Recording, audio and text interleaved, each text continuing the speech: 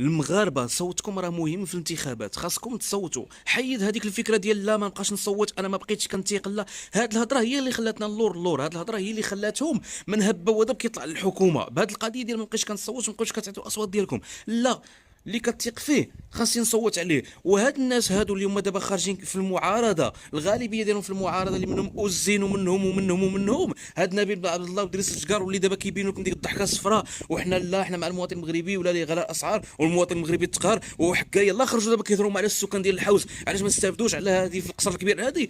هادو ما تصوتوش عليهم، ما تصوتش عليهم. وانا من هذا المنبر تنخاطب السي مصطفى الخصم، الله يكثر خيرك، حاول ما امكن تشوف شي حزب يكون شبابي. احنا بغينا مصطفى الخصم يكون في رئاسه الحكومه. انا كنقولها ونعاودها، مصطفى الخصم كنتمنى انه يكون هو رئيس حكومه، او لا على الاقل بعدا يكون السي عبد الرحيم بوعيده.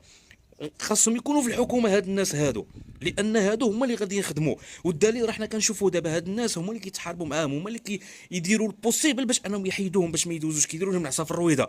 كل مره كنسمعوا هذا راه غيخلص 20,000 درهم كفاله، هذا غيخلص 50,000 درهم، لا هذا ممنوع انه يخرج من المغرب. علاش؟ لانهم هادو هما الناس اللي باغيين يخدموا، ولكن الشفاره والناهبين اللي كيضربوا المال العام ما لقاوش الماكله، ما كياكلوش مع هادو. راه خلاها مصطفى الخصم قال لك ما لقاو ما ياكلوا معايا، وملي ما لقاو ما ياكلوا معاه في ايمو الزر كنضر في الجماعه، راه هما دابا اش كتشوف شنو كيديروا له دابا. دابا واحد كاع من الحزب ديالو هذاك داك اللي كان معاه اوزين محمد اوزين، دابا هذاك صاحب مول الكراطه، صاحب 22 مليار اللي دارها السماوي الله يداوي في التيران ديال الرباط، هذا هو من اول الناس اللي كيحاربوا مصطفى الخصم، اللي باغيين يحيدوه. هنا تعرف وبراسك انت دابا والزين دابا اللي جاي دابا تتغمق علينا حنا، كتهضرنا على الحراك ديال الريف والمعتقلين ديال الريف اللي كتهضرنا، وجاي كتقول لنا حكا دابا هادو ديال سميتو ديال سكان الحوز ما استافدوش. علاش ما استافدوش؟ وكتبكي دوك دموع التماسيح. فين كنتي في هاد ال5 سنين؟ فين كنتي؟ الله بنتي دابا في هاد 4 شهور عاد خرجتي كتهضر، علاش ما بنتيش؟ وزياده على هذا بزاف ديال المواطنين المغاربه اللي هما في المنطقه ديالك انت كيقول لك احنا ما عمرنا ما شفناه. يلاه شوف ولينا كنشوفوه دابا عاد باش ولا كيخرج كنتلاقاو به حنا كمواطنين بسطاء. فين كنتي في هذيك ال5 سنين؟ علاش ما كنتيش كتخرج على المواطن المغربي؟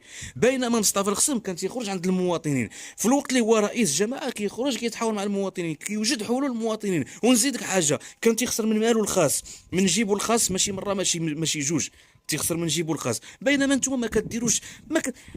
نتوما دابا كتخرجوا غير كتهضروا كما قال لك مصطفى القسم، كتهضر باش تهضر باش تبان راك كتهضر، باغي تبان كتهضر وصافي. اما شي حاجه غديرها ما غاديش، لانك انت ماشي مناضل حقيقي، انت ما كتبغيش.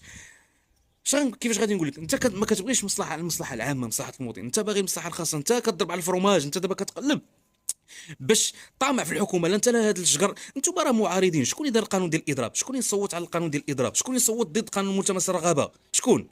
انا عمتي، راه انتم اللي صوتوا عليه.